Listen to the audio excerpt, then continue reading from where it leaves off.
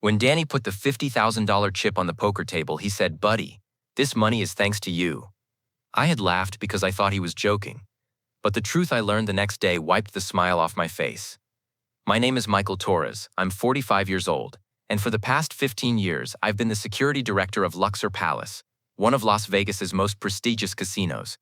In this giant complex on the Las Vegas Strip, an average of 15,000 people gamble, have fun, and chase their dreams every day.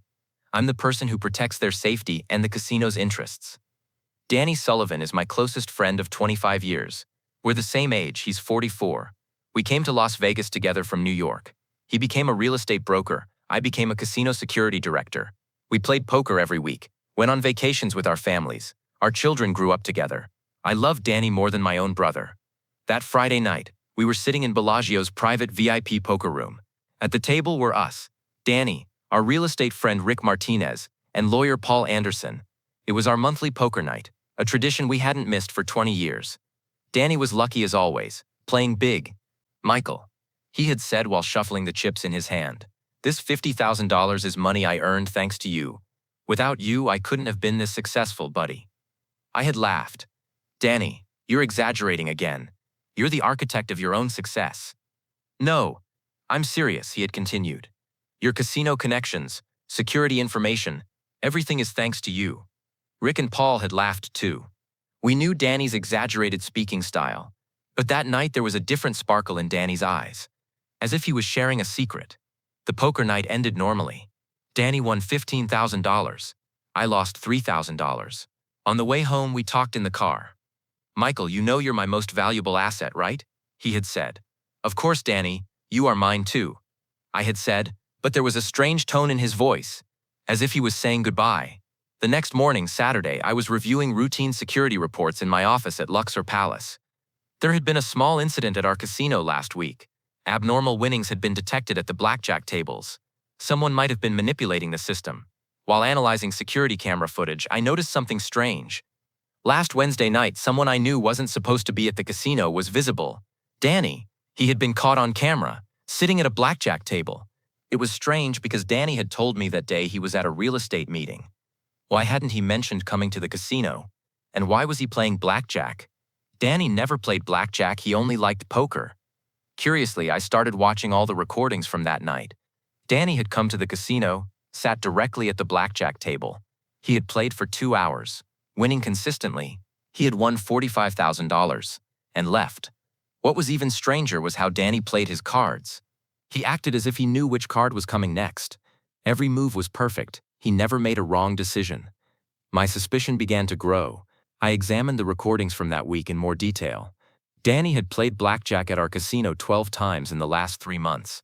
He had won large amounts each time. His total winnings were around $350,000. But the most shocking thing was something else. The times Danny sat at the table perfectly matched the times I wasn't in the office, as if he knew in advance when I wouldn't be at the casino. That evening I called Danny. "Danny, what did you do last Wednesday?" I asked. "I was at a real estate meeting, buddy, I told you," he said. "Why did you ask?" "Just curious," I said. He was lying. My 25-year-old friend was lying to me. The next day I got help from the casino's IT department. I had them check if there were any security vulnerabilities in our system. IT expert Jennifer Walsh conducted a week-long investigation. "Michael," Jennifer said while giving the report, "there are serious security breaches in your system. Someone is leaking information from inside. The card sequence of blackjack tables is known in advance." "What do you mean?" I asked. "Your card shuffling machine's algorithm has been hacked. Someone can calculate which card will come when. And this person is someone with full access to your security system." My stomach turned. The number of people with full access to the security system was very few. Me, my assistant manager Tony, and a few senior executives, but I was the only one who regularly changed the system passwords. "Jennifer, how long has this hacking been going on?" I asked. "According to records, 4 months. But the most intensive use was in the last 3 months, exactly when Danny started winning at the casino. It couldn't be a coincidence. That night at home, I thought, how could Danny access this information? He would come to my house frequently, visit my office. Could he have access to my computer?" Then I remembered. Last month when Danny was at my house, a work call came. I talked for 30 minutes. Danny had been alone in the living room during that time. My laptop was open, connected to casino systems. The next morning I went to Jennifer again. Can you find the IP address from which the system hack was done? I asked. Jennifer investigated. Michael, this IP address is your home internet. The hack was done from your house. I was shocked. From my house. From my internet. Probably from my computer. Danny, my 25-year friend, was robbing me.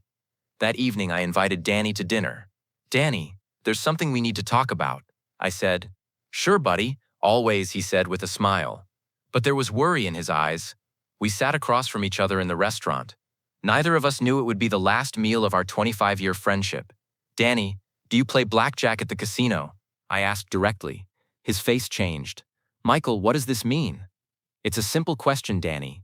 Did you play blackjack at our casino in the last 3 months? He remained silent. Then he took a deep breath. Michael, please don't make this bigger. I won't make it bigger, Danny. Just tell the truth. Where did you find the $350,000? Danny's face turned white. You know everything. Yes, Danny, I know everything. The system hack, the IP address, the card algorithms, I know it all. Danny collapsed on the table. Michael, I can explain. Then explain, I said. Your 25-year friend gives you this, right? My financial situation was very bad, he began.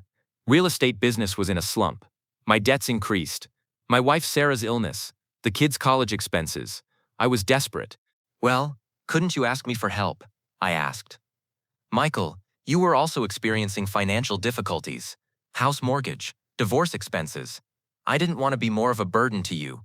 Divorce expenses? I wasn't getting divorced. Danny, what divorce expenses? Danny froze.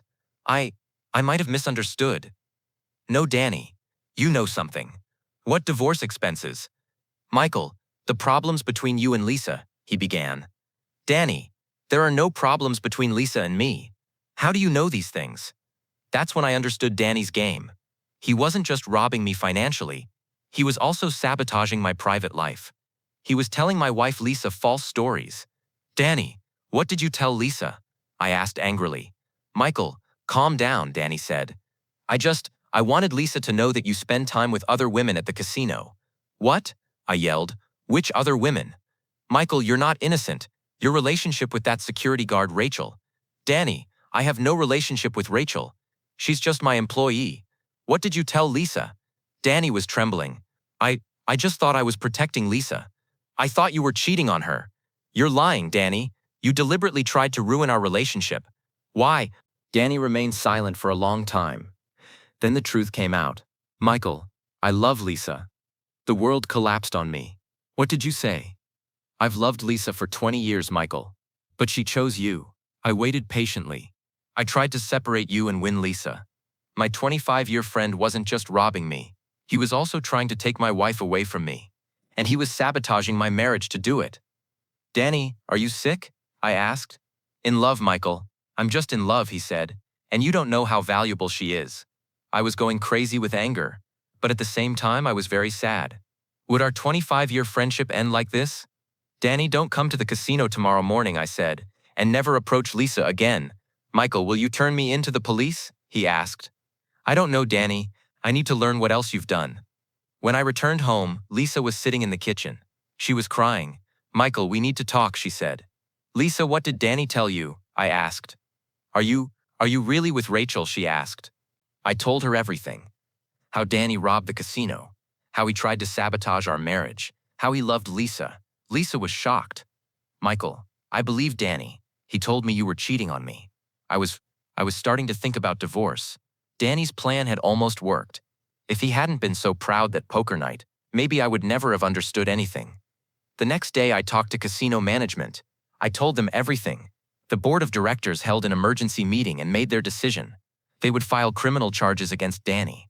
The FBI Economic Crimes Unit got involved. They raided Danny's house. They found hacked data belonging to casino systems, fake IDs, and $280,000 cash on his computer. Danny was arrested. His charges: cyber fraud, stealing personal data, attempting to sabotage the institution of marriage. He got 8 years in prison. We talked for the last time at the trial. Michael, I'm sorry, he said, but I still love Lisa. Danny, you don't love Lisa. You were trying to possess her. Love isn't like that, I said. You couldn't throw away a 25-year friendship like this. You don't deserve Lisa, Michael, he said angrily. Maybe, I said. But that's not your decision, Danny. That's Lisa's decision. And she chose me, not you. Today I'm still a casino security director in Las Vegas. My marriage with Lisa got stronger. After Danny's lies were revealed, we started trusting each other more. Sometimes I play poker, but not like before. Rick and Paul still come, but Danny's chair always remains empty. Nobody sits in that chair. Friendship is a difficult thing in Las Vegas. Money, gambling, temptation, everything tests friendships. Danny couldn't pass this test. That poker night, Danny had said, "This money is thanks to you." He was right. But not thanks to what I gave, thanks to what he stole. A 25-year friendship can end in one night, especially in Las Vegas. Because here, everything is a bet. Danny lost our friendship, and I won my wife and my honor. Under the neon lights of Las Vegas, I learned that the biggest gamble is trusting friends, and Danny lost everything in this gamble.